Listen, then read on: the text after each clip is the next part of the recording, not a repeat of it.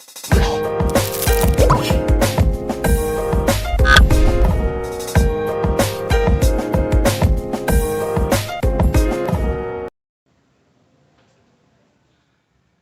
बच्चों, आज हम यहाँ स्टार्ट करने जा रहे हैं क्लास 10th का जो पहला चैप्टर है रियल नंबर्स। ठीक है ना।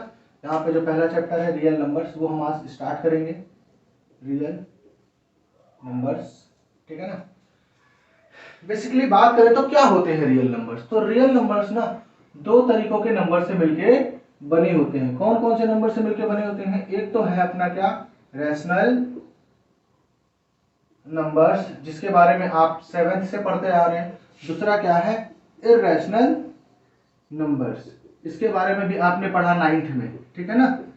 इर्रेशनल नंबर्स कैसे होते हैं? तो सबसे पहले तो जो स्क्वायर रूट के नंबर्स होते हैं वो इर्रेशनल नंबर्स होते हैं। दूसरा डेसिमल एक्सप्रेशन, ऐसा एक्सप्रेशन जो अपने आप को रिपीट ना कर रहा हो, उसको भी हम क्या बोलते हैं? इर्रेशनल नंबर बोलते हैं। जैसे यहाँ पे ये क्या है, ये अपने आप को रिपीट नहीं कर रहा है, तो इसका मतलब क्या बोलेंगे? Non terminating and non recurring जो नंबर्स होते हैं वो भी क्या होते हैं? इर्रेशनल नंबर्स होते हैं। रैशनल नंबर्स की बात करें तो rational numbers any numbers which can be represented in the form of q where q not equal to 0 is called rational numbers। अब रैशनल नंबर्स में आपने जितने भी नंबर्स पढ़े हैं, डेसिमल्स, फ्रैक्शंस, इंटीजर्स, ठीक है ना, ये सारे नंबर्स कैसे नंबर्स होते हैं? रैशनल नंबर्स होते हैं। होल नंबर्स, नेचुरल नंबर्स, सारे, ठीक है ना, नेचुरल नंबर्स, ठीक है ना, ये सारे कैसे होते हैं? रैशनल नंबर्स होते हैं। उसके बाद आपने नेक्स्ट 9th में पढ़ा होगा इस तरीके के नंबर 0.47 बार, ठीक है ना। तो क्योंकि ये अपने आप को रिपीट कर रहे हैं, अगर डेसिमल एक्सपेंशन की बात करो तो ऐसा डेसिमल एक्सपेंशन जो नॉन टर्मिनेटिंग बट रिकरिंग हो। रिकरिंग का मतलब अपने आप को बार बार क्या करे? रिपीट करे, तो उसको भी हम क्या बोलेंगे? रैशनल नंबर्स बोलेंगे। यहाँ पे बार का मतलब क्या होगा? इसको हम लिख सकते हैं 0.474747 डॉट डॉट डॉट डॉट, कि 4747 अपने आप को बार बार क्या करेगा? रिपीट करेगा। तो ये हमारा क्या है? Rational numbers. अब इस चैप्टर में हमको पढ़ना क्या है? तो जो नंबर्स है उनके एलसीएम के बारे में, एचसीएफ के बारे में, और एलसीएम एचसीएफ के बारे में इसमें बेसिकली हमको पढ़ना है। और ये भी पढ़ना है कि जैसे √3 है तो वो कैसा नंबर है? इर्रेशनल नंबर है, तो हमको उसको प्रूफ करना भी सीखना होगा। तो सबसे पहले जो यहाँ पे पहला कुछ जो एनसीईआरटी की फर्स्ट एक्सरसाइज है, न्यू सिलेबस में जो फर्स्ट एक्सरसाइज है, ध्यान रखना यहाँ पे हम जो पढ़ रहे हैं वो न्यू सिलेबस के हिसाब से पढ़ रहे हैं। जो फर्स्ट एक्सरसाइज है उसका जो पहला क्वेश्चन है वो क्या कर रहा है? हमको प्राइम फैक्टराइजेशन में एक्सप्रेस करना है। तो आप लोगों ने ये पढ़ रखा होगा, 5th 6th से पढ़ते आ रहे हैं इसका प्राइम फैक्टराइजेशन करना। तो ये कोई बहुत बड़ी बात नहीं है। 2 7 जा 40 35, फिर भी लेकिन हम यहाँ पे क्या कर रहे हैं? 7 1। अब इसका मतलब 140 को हम क्या लिख सकते हैं? 140 को लिख सकते हैं 2 की power 2 multiplied by 5 multiplied by 7। ये हमारा क्या हो जाएगा? क्वेश्चन हो जाएगा, ठीक है ना। नेक्स्ट क्वेश्चन क्या कर रहा है? 156। इसको जब ब्रेक करोगे तो 3 5 जा 15, 3 2 जा 6, 2 2 जा 4, 2 6 जा 12, 2 13 जा 13, 1 जा। तो 156 इज इक्वल टू क्या लिख सकते हैं? 2 पावर 2 इंटू 3 इंटू 13, ठीक है, नोट डाउन कर लीजिए। इसके बाद जो क्वेश्चन है 3825, तो यहाँ पे दिख रहा है कि ये 5 से जा रहा है। 5 7 जा 35, 3 कैरी गया 32, 5 6 जा 30, 5 5 जा 25, फिर से 5 से जाएगा, 5 1 जा 5 26, 5 5 जा 25, 5 6 जा 15, 3 5 जा 15, 3 1 जा 3, 3 17 जा और 17 1 जा। इट मीन 3825 को क्या लिख सकते हैं? 3825 को लिख सकते हैं 5 स्क्वायर इंटू 3 स्क्वायर इंटू 17, ठीक है ना। नोट डाउन कर लीजिए इसको, फिर नेक्स्ट करते हैं।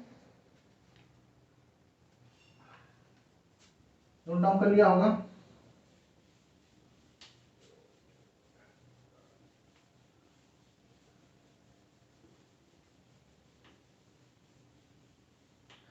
अब नेक्स्ट क्वेश्चन क्या है? 5005, क्या है?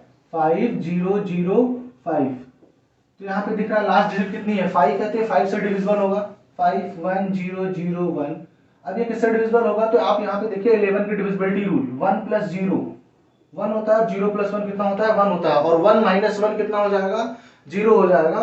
तो क्योंकि यहाँ पे ऑड प्लेसेस का सम, 11 की डिविजिबिलिटी रूल क्या होती है, sum of odd places, sum of digits of odd places minus sum of digit of even places,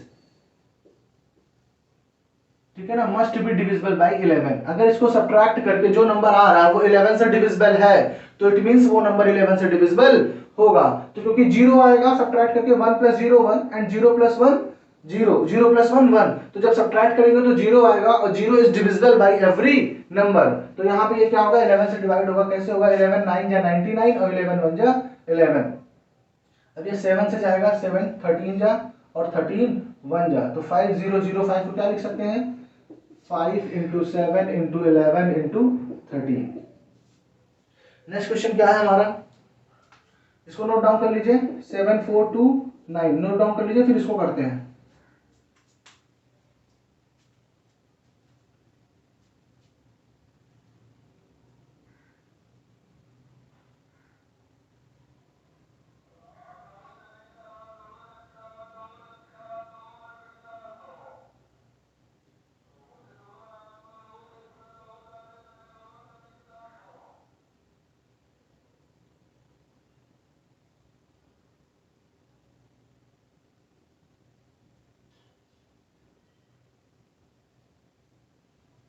next आते हैं, तो नेक्स्ट नंबर देखो यहाँ पे बेटा ना, देखो 3 की डिविजिबिलिटी रूल देखें तो 7 प्लस 4 कितना हो गया 11, 11 प्लस 2 कितना हो गया 13, और 13 प्लस 9, 9 प्लस 13 कितना होगा 22।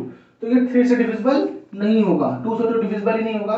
देखिए 7 से तो 7 1 जा 7, 7 6 जा 42, लेकिन ये 9 डिविजिबल नहीं होगा, ठीक है ना। 11 से देखें तो 7 प्लस 2 कितना हो गया 9, और 9 प्लस 4 कितना हो गया 13, 13 माइनस 9 कितना होता है 4 होता है, 4 11 से डिविजिबल नहीं है, तो ये 11 की टेबल में भी नहीं आएगा। 13 से चेक करें तो 13 कितना होता है 13 4 जा 68, 13 4 जा 68, अब 13 6 जा 78 होता है, 13 5 जा 65, 13 5 जा कितना होगा 65, 9 कैरी जाएगा तो 92 बनेगा, 13 7 जा 91, फिर ये 19 बचेगा, फिर ये 13 की टेबल में भी नहीं आएगा, ये बेसिकली जाएगा ये 17 की टेबल में।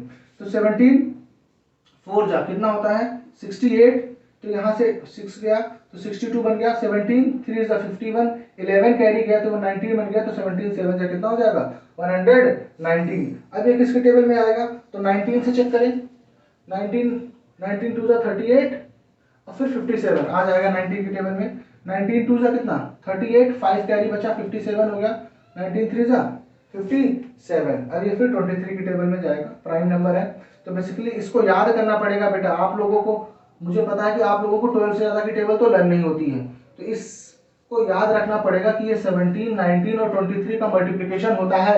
एग्जाम में ये क्वेश्चन दिया जाता है क्योंकि बच्चों को 17 का 19 का और 23 की टेबल लर्न नहीं होती है, तो वो यहाँ पे क्या होते हैं फंस जाते हैं। तो इस चीज का ध्यान रखना इस क्वेश्चन को, ये क्वेश्चन इंपॉर्टेंट है आपके लिए, बाकी तो आप कर लो जाओगे लेकिन इस क्वेश्चन को ध्यान रखना पड़ेगा आपको।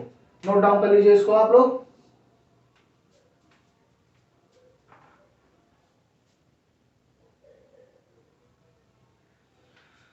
होप नोट डाउन कर लिया होगा।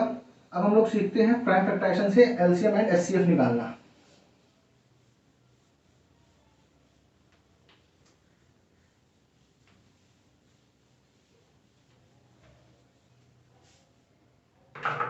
जो सेकंड क्वेश्चन का फर्स्ट पार्ट है वो क्या है 26 एंड 91 का, 26 एंड 91 का एलसीएम निकालना है, एचसीएफ निकालना है। सबसे पहले क्या कर लेते हैं 26 का प्राइम फैक्टराइजेशन कर लेते हैं, तो 2 इंटू 13, ठीक है ना। 91 का करें तो 17 13 और 13 बन जा, तो अब हम क्या लिख सकते हैं 26 को लिख सकते हैं 2 इंटू 13 और 91 को क्या लिख सकते हैं 7 इंटू 13। तो एलसीएम हम बात करें, सबसे पहले अगर एचसीएफ की बात करें, किसकी बात करें एचसीएफ, तो एचसीएफ क्या होता है हाईएस्ट कॉमन फैक्टर। तो हमको देखना है इन दोनों में कॉमन क्या है, तो देखो कॉमन क्या है सिर्फ 13 है, तो इसका एचसीएफ कितना हो गया 13 हो गया। अब एलसीएम की बात करें तो एलसीएम में जो कॉमन है उसको सिर्फ एक बार ही लिखना है। जैसे 13 दोनों में कॉमन है तो हमको यहाँ पे दो बारी नहीं लिखना है, तो यहाँ पे 13 क्या करना है, सिर्फ एक बार ही लिखना है, और बाकी जितने भी नंबर्स बचे हैं जो कॉमन नहीं है उन सारे नंबर्स को क्या करो यहाँ पे लिख दो। तो ये 13 इंटू 14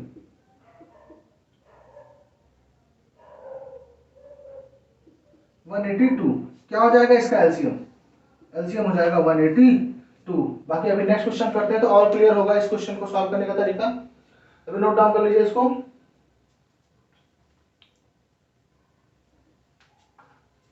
होप नोट डाउन कर लिया होगा।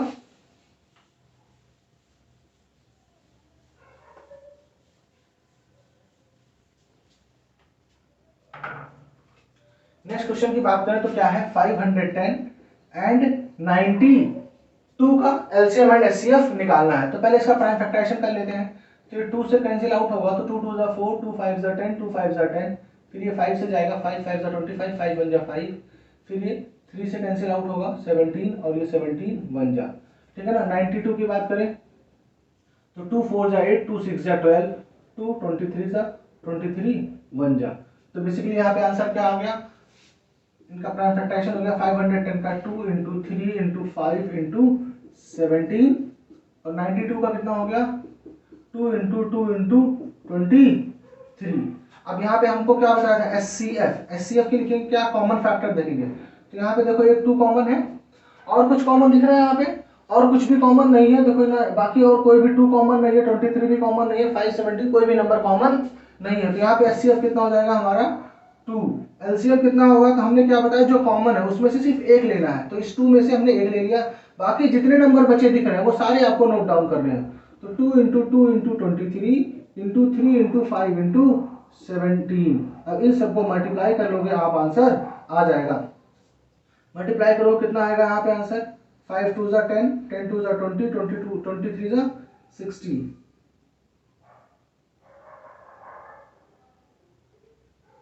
1020 मल्टीप्लाइड बाई 23। हमने क्या किया 2 2 3 5 17 को मल्टीप्लाई कर दिया तो कितना आ गया 1020 मल्टीप्लाइड बाई 23, और जब इसको मल्टीप्लाई करोगे 23 0 जा 46 4 आ गया, 4 23 1 23 2 3 4 6 0, इसका एलसीएम आ जाएगा, ठीक है ना।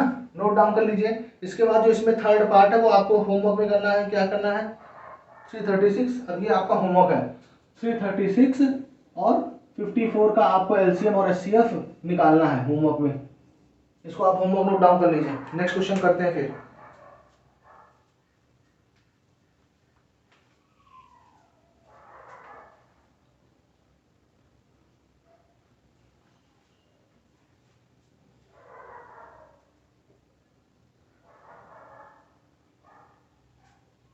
अभी तो हमने यहाँ पे पढ़ा क्या, 2 नंबर्स का एलसीएम और एचसीएफ निकालना। अब हमको नेक्स्ट क्वेश्चन में क्या कह रहा है, 3 नंबर्स का एलसीएम और एचसीएफ निकालना सीखना है। जैसे किसका कह रहा है, जो नेक्स्ट क्वेश्चन है, नेक्स्ट क्वेश्चन थर्ड क्वेश्चन का फर्स्ट पार्ट क्या कह रहा है, 12 15 एंड 21। थर्ड क्वेश्चन का फर्स्ट पार्ट क्या कह रहा है, 12 15 एंड 21 प्राइम फैक्टराइजेशन से निकालना है। तो 12 को लिख सकते हैं क्या 2 इंटू 2 इंटू 3, 15 को लिख सकते हैं 3 इंटू 5, 21 को क्या लिख सकते हैं 3 इंटू 7। तो हमने क्या बताया एचसीएफ, एचसीएफ क्या होता है तो कॉमन नंबर। तो देखो 3 इन तीनों में कॉमन है, तो तीनों में कॉमन होना चाहिए, क्योंकि अब यहाँ पे 3 नंबर का एचसीएफ ले रहे हैं तो इन तीनों नंबर्स में क्या होना चाहिए, वो डिजिट कॉमन होना चाहिए। तो 3 3 देखो क्या है कॉमन है, तो एचसीएफ कितना हो गया 3। एलसीएम की बात करें तो हमने क्या कहा था, जो कॉमन होगा उसमें सिर्फ एक नंबर लिखेंगे, बाकी सारे नंबर नोट डाउन कर लेना। तो इन 3 में से सिर्फ एक 3 लेंगे, बाकी यहाँ बचा 2 इंटू 2, यहाँ बचा 5 और यहाँ बचा 7। तो इसको मल्टीप्लाई कर लो तो आंसर आ जाएगा 5 3 जा 15, 4 जा 60, 67 जा 420। तो तुम्हारा एलसीएम कितना हो जाएगा 420। नोट डाउन कर लीजिए इसको।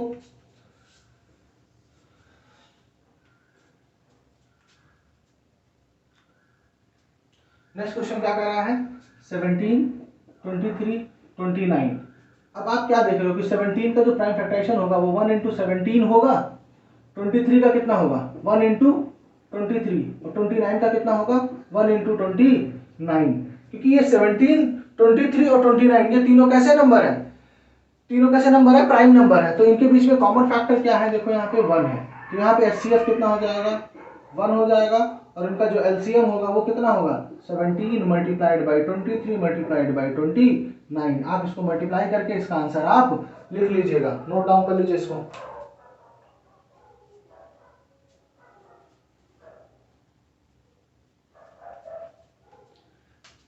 ये आपका हो गया सेकंड पार्ट। थर्ड पार्ट की बात करें तो थर्ड पार्ट क्या है, 8, 9 एंड 25 का निकालना है एलसीएम एंड एचसीएफ। तो 8 को क्या लिख सकते हैं हम, 8 को लिख सकते हैं 2 इंटू 2 इंटू 2। 9 को क्या लिख सकते हैं 3 इंटू 3। और 25 को क्या लिख सकते हैं 5 इंटू 5। आप देखो कुछ भी कॉमन दिख रहा है क्या, नहीं दिख रहा है। यहाँ पे 2 है, यहाँ पे 3 है, यहाँ पे 5 है, तो इसको multiplied by 1 multiplied by 1 multiplied by 1 लिख लो। मतलब एचसीएफ तुम्हारा क्या हो जाएगा, क्योंकि अगर कुछ भी कॉमन नहीं है तो उस केस में कॉमन क्या आता है 1 आता है। एलसीएम क्या हो जाएगा, अब एलसीएम भी इन तीनों का मल्टीप्लिकेशन हो जाएगा 8 मल्टीप्लाइड बाई 9 मल्टीप्लाइड बाई 25। तो इसका आंसर कितना हो जाएगा 25 8 जा 200, 209 जा 1800। इसका आंसर कितना हो जाएगा 1800 हो जाएगा एलसीएम। ठीक है, नोट डाउन कर लीजिए इसको, फिर नेक्स्ट क्वेश्चन करते हैं।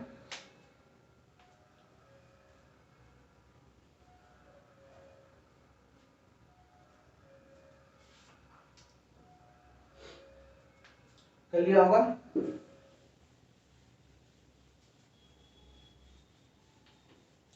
अब जो नेक्स्ट क्वेश्चन है वहां पे एक फॉर्मूला लगेगा, जो फॉर्मूला आपने पहले भी पढ़ रखा है। क्या पढ़ रखा है बताते हैं आपको। आपने पहले भी पढ़ रखा क्या कि LCM multiplied by HCF is equal to product of two numbers. जिन दो नंबर्स का हम एलसीएम, जिन दो नंबर्स का हम प्रोडक्ट करते हैं, जिन दो नंबर्स को लेते हैं, अगर उनका एलसीएम और एचसीएफ का प्रोडक्ट आप करोगे तो उन दोनों नंबर्स के प्रोडक्ट के हमेशा क्या आएगा, इक्वल आएगा। इसी कंसेप्ट का यूज है नेक्स्ट क्वेश्चन में। क्या कर रहा है, नंबर दे रखा है a इज इक्वल टू 306 और b की वैल्यू क्या दे रखी है, b की वैल्यू दे रखी है 657। क्या दे रखी है 657। और इनका एचसीएफ दे रखा है, क्या दे रखा है एचसीएफ दे रखा है 9। तो हमको क्या निकालना है, एलसीएम निकालना है। तो इसी फॉर्मूले को यूज कर लेंगे हम। तो क्या है, एलसीएम मल्टीप्लाइड बाई एचसीएफ के प्लेस पे 9, नंबर्स के प्लेस पे 306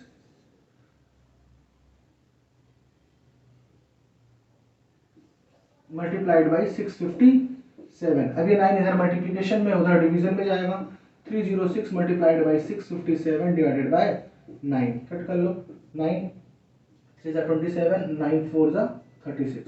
तो 34 मल्टीप्लाइड बाई 657। इसको आप मल्टीप्लाई कर लीजिए, यहाँ पे एलसीएम आ जाएगा। मल्टीप्लाई करके चेक कीजिए कितना आता है इसका आंसर।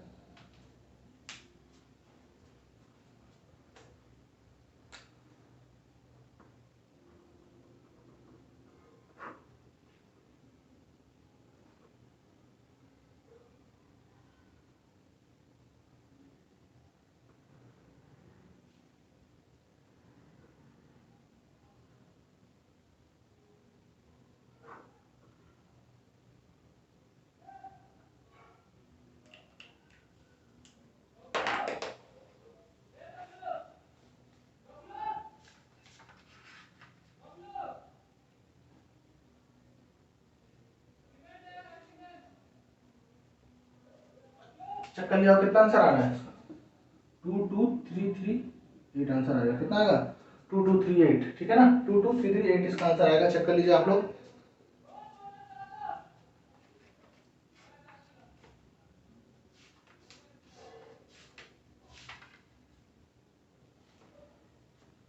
नेक्स्ट क्वेश्चन की बात करें तो क्या कह रहा है,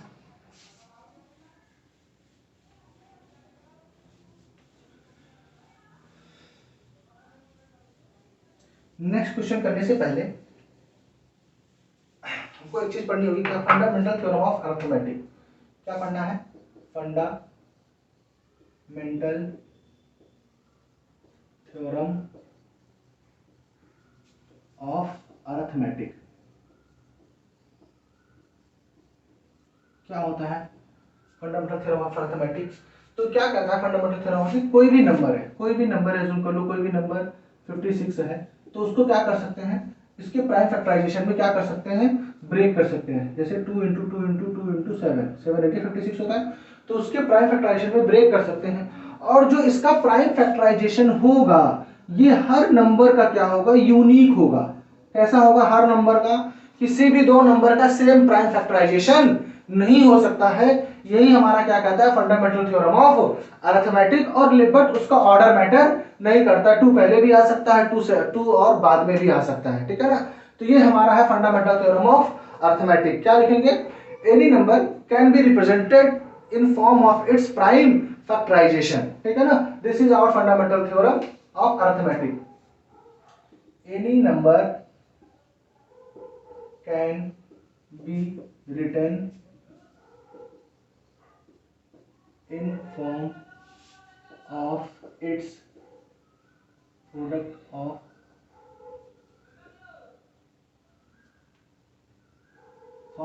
of its prime factors, ठीक है ना, its prime factors। Note down कर लीजिए इसको, फिर नेक्स्ट क्वेश्चन करते हैं। नेक्स्ट क्वेश्चन क्या कह रहा है, प्रूफ करना है कि 6 की पावर 9 के डिजिट्स, कभी भी जब इसकी पावर n की वैल्यू कुछ भी ले लो, 1 ले लो, 2 ले लो, 3 ले लो, तो जब इसकी वैल्यू निकालेंगे तो इसकी जो यूनिट डिजिट है, यूनिट प्लेस का नंबर है, यूनिट डिजिट 0 नहीं होना चाहिए, unit digit not equal to 0 होना चाहिए। तो आप देखो 0 कब आता है, 0 आता है जब हमारे 2 और 5 मिलता है। जब 2 इंटू 5 को मल्टीप्लाई करोगे तो आंसर कितना आएगा, 10 आएगा। 10 आया, इसका मतलब यूनिट डिजिट 0 आ गई। तो यूनिट डिजिट 0 लाने के लिए हमारे पास फैक्टर क्या होने चाहिए, 2 और 5 होने चाहिए। इसके अलावा कुछ भी हो कुछ फर्क नहीं पड़ता, लेकिन मिनिमम 2 और 5, एक 2 और एक 5 का होना मस्ट है। अब हम अगर यहाँ पे 6 का प्राइम फैक्टराइजेशन करें तो 6 का प्राइम फैक्टराइजेशन करोगे तो कितना आएगा, 6 इज इक्वल टू क्या आ गया, 2 इंटू 3 आ गया। जबकि हमको चाहिए क्या था, 2 इंटू 5 चाहिए था। तो हम यहाँ पे क्या लिखेंगे, because any digit end with 0 must have factor of 2 and 5, but here 6 has only factor of 2 and 3। therefore यहाँ पे एक चीज और मेंशन करना, from fundamental theorem of arithmetic, fundamental theorem of arithmetic,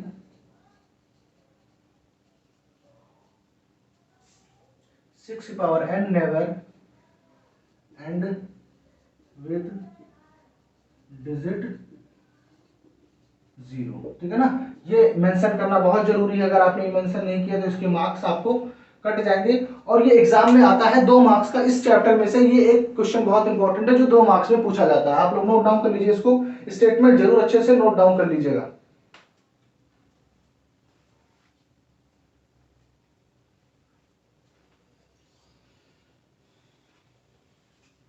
खूब नोट डाउन कर लिया होगा।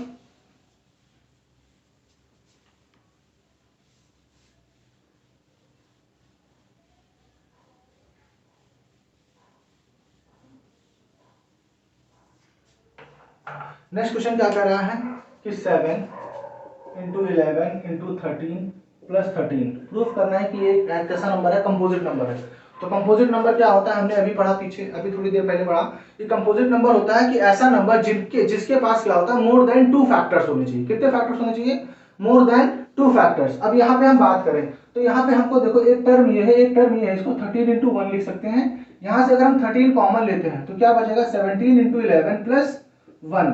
अब इसको जब सॉल्व करोगे तो 17 7 11 का कितना हो गया, 77 प्लस 1 कितना हो जाएगा, 78 इंटू 1। अब यहाँ पे 3 फैक्टर हमको यहीं पे दिख रहे हैं, 13 इंटू 78 इंटू 1। इसके अलावा भी हम 78 को और फैक्टराइज कर सकते हैं, प्राइम फैक्टराइजेशन कर सकते हैं, क्योंकि ये 2 से क्या है, डिविजिबल है। तो बेसिकली हम यहाँ पे लिखेंगे because 7 into 11 into 13 plus 13 has more than 2 factors, 13, 78 and 1, therefore it is a composite number, ठीक है ना। सेम इसी तरीके से जो नेक्स्ट क्वेश्चन है आपका, इसमें जो नेक्स्ट पार्ट है क्या है, 7 into 6 into 5 into 4 into 3 into 2 into 1 plus 5। अब यहाँ से 5 × 1 लिख सकते हैं, 5 हाफ कॉमन ले लीजिए, मल्टीप्लाइड बाय ब्रैकेट में क्या बचेगा 7 × 6 × 4 × 3 × 2 प्लस 1। अब आपको कुछ नहीं करना, आपको नहीं सॉल्व करना है तो आप इसको भी मत सॉल्व कीजिए, आप सीधे लिखिए कि this number and this number and this number it has more than 3 factors therefore it is a composite number. आप ये स्टेटमेंट सेम रहेगा, आप लिख लीजिए इसको दोनों क्वेश्चन को।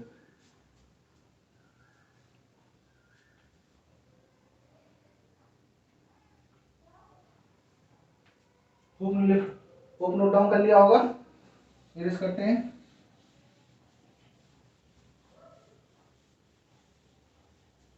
नेक्स्ट क्वेश्चन क्या कह रहा है, एक सर्कुलर पाथ है।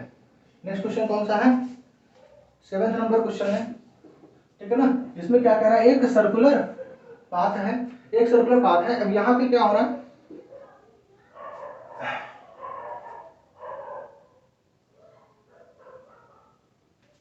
सोनिया जो है, सोनिया इस पूरे सर्कुलर पाथ को कवर करने में कितना मिनट्स लेती है, तो 18 मिनट्स लेती है। कितना मिनट्स लेती है, 18 मिनट्स लेती है। और जो रवि है, रवि इस पूरे पाथ को कवर करने में कितना लेता है, 12 मिनट्स लेता है। अब आप सोचो, अगर सोनिया इस पाथ को कवर करके यहाँ से वापस आती है, उसको 18 मिनट्स लग जाते हैं, और रवि को यहाँ से कवर होकर वापस आने में कितने मिनट लग जाते हैं, 12 मिनट्स लग जाते हैं। अगर ये दोनों सेम प्लेसेस से किसी टाइम स्टार्ट करते हैं, इस प्लेस से और सेम टाइम पे स्टार्ट करते हैं, तो ये दोनों अब क्या होगा, जब कभी मिलेंगे, ये तो मिलेंगे, कभी ना कभी मिलेंगे। अब जब मिलेंगे तो आप बताओ, जब सोनिया एक राउंड कवर कर ली होगी तब रवि तो क्या होगा, कहीं यहाँ पे पहुंचा होगा, यहाँ पे कहीं भी पहुंचा होगा, ठीक है ना। तो इसका मतलब ये जब मिलेंगे तो जो नंबर होगा, जो भी हमारा आंसर होगा वो क्या होगा, 18 और 12 से बड़ा नंबर होगा या छोटा नंबर होगा।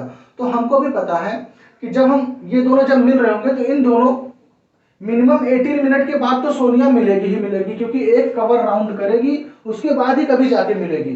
तो जब हमको ये पता चल जाए कि अगर जो हमारा गिवन नंबर है उससे बड़ा आएगा आंसर, जो गिवन नंबर से अगर आंसर जो हमारा बड़ा नंबर आएगा, तो उस केस में हम एलसीएम निकालते हैं। क्या निकालते हैं, एलसीएम। तो हम एलसीएम निकाल लेते हैं 12 और 18 का। कैसे निकालेंगे, तो एलसीएम 12 का प्राइम फैक्टराइजेशन कितना होगा, 2 × 2 × 3, और 18 का कितना होगा,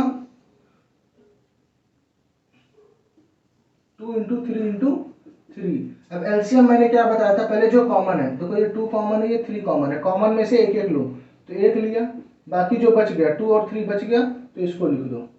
तो 2 3 6, 2 3 6, 2 12, 12 3 36। मतलब अब ये दोनों क्या होंगे, 36 मिनट के बाद फिर से यहाँ पे मिलेंगे। अब 36 मिनट के बाद मतलब समझ लो, सोनिया ने एक राउंड कवर किया, फिर दूसरा राउंड कवर किया, सोनिया यहाँ पे आई, रवि ने क्या किया, एक राउंड कवर किया, 2 राउंड कवर किया, और तीसरा राउंड जब रवि कवर करेगा तो जाके यहाँ पे मिलेंगे। मतलब इसको कवर करने में सोनिया को 2 राउंड कंप्लीट करने पड़ेंगे और रवि को 3 राउंड कंप्लीट करने पड़ेंगे। होप आ गया होगा समझ में। अगर कोई भी डाउट आप लोगों को है तो आप कमेंट सेक्शन में कमेंट कर सकते हैं, या फिर मेरे नंबर पे व्हाट्सएप भी कर सकते हैं। मेरा नंबर आप लोग लिख सकते हैं, लेकिन आप इस पे सिर्फ व्हाट्सएप कर सकते हैं, कॉल नहीं कर सकते हैं। ये मेरा नंबर है, आप इस पे सिर्फ व्हाट्सएप कर सकते हैं, कॉल नहीं कर सकते। कोई भी कॉल की रिप्लाई नहीं दी जाएगी, ठीक है ना। आप इसको लिख लीजिए, ठीक है ना। अब बाकी जो नेक्स्ट एक्सरसाइज है वो नेक्स्ट क्लास में स्टार्ट करेंगे। Thank you.